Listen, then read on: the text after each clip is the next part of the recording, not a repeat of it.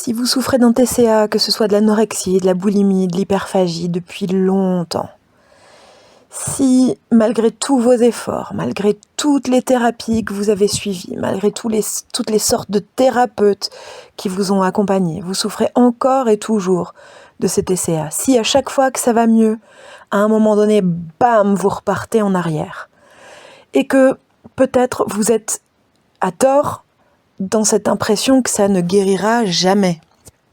Prenez le temps de considérer la possibilité qu'il y ait chez vous un trauma masqué.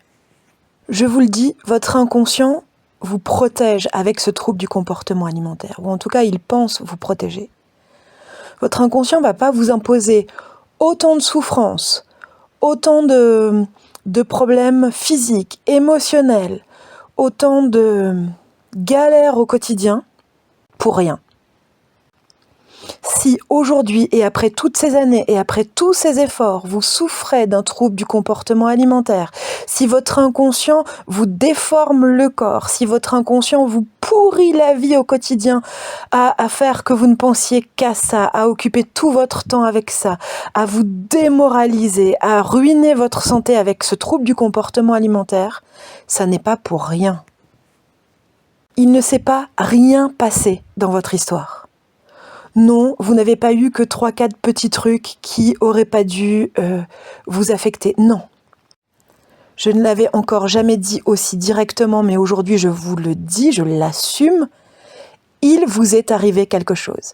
Si vous souffrez d'anorexie, de boulimie, d'hyperphagie, si vous en souffrez, si ce comportement alimentaire vous fait souffrir, s'il vous gâche la vie, il vous est arrivé quelque chose. Alors oui, ça vous est masqué pour l'instant. Oui, votre conscience n'a absolument aucun souvenir d'un événement suffisamment choquant, suffisamment stressant pour qu'il vous soit masqué. Mais je vous en supplie, considérez cette hypothèse. Renseignez-vous sur l'amnésie post-traumatique, sur comment il est vraiment possible d'avoir consciemment oublié quelque chose qui vous est pourtant arrivé. Documentez-vous sur l'amnésie post-traumatique. Documentez-vous sur ce qu'on appelle le stress post-traumatique, le syndrome de stress post-traumatique et sur les symptômes de stress post-traumatique. C'est difficile à dire. Donc documentez-vous sur ça. Documentez-vous sur le fait que oui, les troubles du comportement alimentaire sont, je dirais, le symptôme qui dit qu'il y a eu un trauma et que ce trauma est masqué. Documentez-vous sur ce qu'on appelle les levées d'amnésie post-traumatique et sur comment l'inconscient fait résistance à cette levée d'amnésie. Et ouvrez les yeux sur le fait que oui, même quand on ne se souvient pas du trauma d'origine, il est possible de s'en libérer. Il y a plein de méthodes pour ça. Alors moi, c'est ce que je propose en psychothérapie active, mais il y en a d'autres. Une fois encore, que ce soit avec moi ou avec d'autres, ça n'a pas beaucoup d'importance. L'important, c'est que le travail soit fait et soit bien fait. Je ne peux pas le dire plus ouvertement.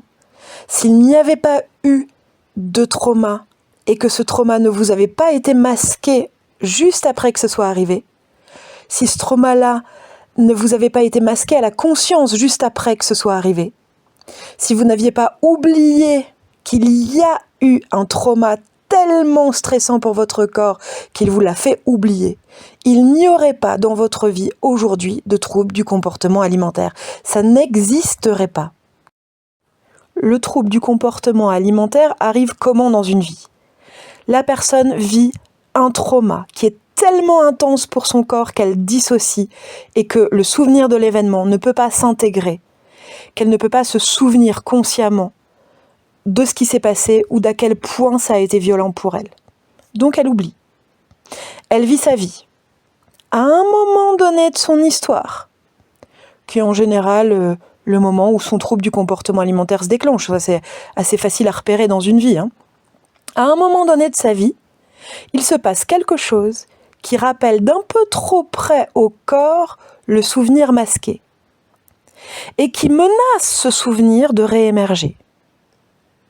L'inconscient doit trouver à ce moment-là Si vous n'êtes pas prêt, pas prête à vous souvenir et à accueillir la charge émotionnelle, le choc émotionnel que représente le fait de se souvenir, votre inconscient est obligé de maintenir ce souvenir masqué.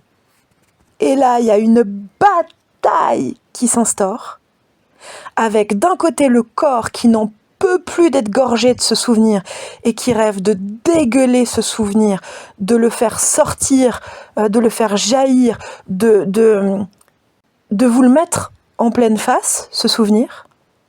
Et d'un autre, l'inconscient qui va chercher à masquer ce souvenir. C'est vraiment comme si dans une cocotte minute, il y avait un truc qui rêvait d'imploser et que l'inconscient mettait un énorme couvercle dessus. Ce TCA que vous subissez au quotidien, c'est une des façons qu'a trouvé votre inconscient de maintenir ce souvenir amnésié pour l'instant, masqué à votre conscience. Je sais que en écoutant ça, il y aura de la résistance. Je sais que si vous ne vous souvenez vraiment de rien, cette hypothèse est difficile à envisager. Je vous en supplie, si ça fait des années que vous cherchez à en sortir sans y parvenir, si ça fait des années qu'à chaque fois que ça va mieux, paf, ça régresse, si ça fait des années que ça s'empire, si ça fait des années que ça va de mieux en mieux, mais que quand même ça ne lâche pas, envisagez cette hypothèse que peut-être vous auriez éventuellement vécu quelque chose qui a tellement stressé votre corps que vous ne vous en souvenez plus. À chaque fois que vous alliez mieux et que ce trouble du comportement alimentaire est réapparu, c'est qu'il y avait dans votre vie, votre corps, qui menaçait d'un peu trop près de cracher le secret. C'est qu'il y avait dans votre vie une période pendant laquelle ce secret menaçait d'être révélé trop tôt pour vous. Trop tôt, c'est-à-dire à un moment donné où cette révélation, ou le fait de vous souvenir de ce qui s'est passé, ou le fait de vous souvenir d'à quel point ça vous a fait peur, d'à quel point ça vous a mis en terreur, d'à quel point ça a été violent physiquement, émotionnellement, psychiquement pour vous, menacerait de vous faire péter un câble, vous menacerait de désaturer, de décompenser. Et ça, votre inconscient, il peut pas laisser faire.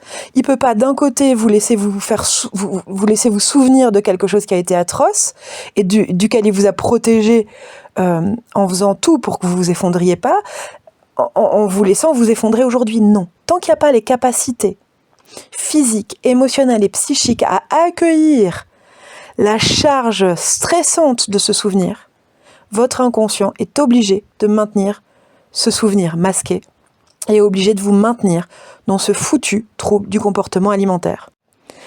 Il préférera toujours vous faire vivre l'enfer des TCA plutôt que de vous montrer un souvenir qui risque de faire que vous allez vous effondrer, qui risque de faire que votre vie va s'effondrer, qui risque de faire une catastrophe en vous. Il préfère vous faire vivre l'enfer des TCA que de vous faire vivre un enfer encore plus grand qui est celui du souvenir, je précise, quand on n'y est pas préparé.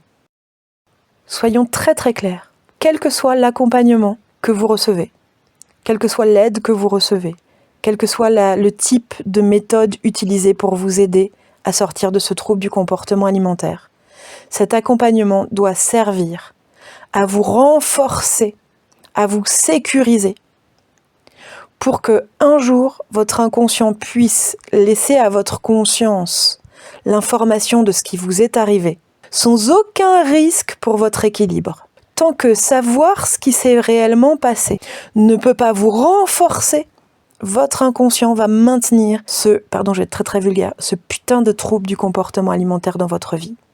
Tant que vous ne pouvez pas savoir sans vous diriger vers autre chose que de la paix, du bien-être, de la joie derrière, votre inconscient ne peut pas vous laisser guérir. Vous allez être dans l'illusion que ça va mieux, et puis dès que quelque chose va à nouveau menacer le souvenir de réémerger, bam, vous allez repartir en arrière. Pour ma part, je m'appelle Barbara Verhaeghe. Je propose pour les personnes qui souffrent de troubles du comportement alimentaire, et notamment pour les cas les plus graves qui ont depuis tellement longtemps du mal à s'en sortir, ce que j'ai appelé la psychothérapie active. Aussi, si vous avez besoin d'être accompagné ou si vous avez tout simplement envie d'être accompagné par moi, je vous donne toutes les informations pour me joindre en description de ce podcast. Je vous dis bon courage, tenez bon, vous allez y arriver, j'en suis certaine.